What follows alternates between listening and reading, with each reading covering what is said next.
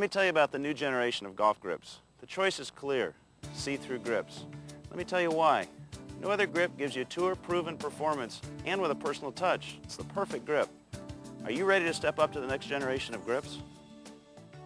Hello, I'm Mickey Novak from C-Thru Grips. I'm going to show you how to put on one of our grips.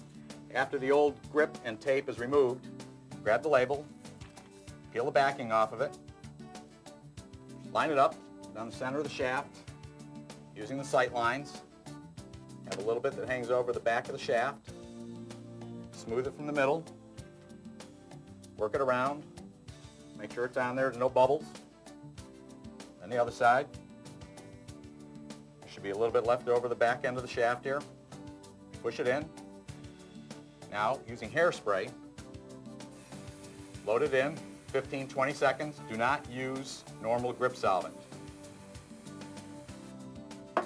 Now, you load the hairspray on top of the grip, make sure it's good and saturated, and slide it on. Uh-oh, it's stuck. There is a solution though. Air compressor, 40, 50 pounds, on it goes. Just that simple. Towel it off, line it up, you're ready to go. See-through grips, the clear choice.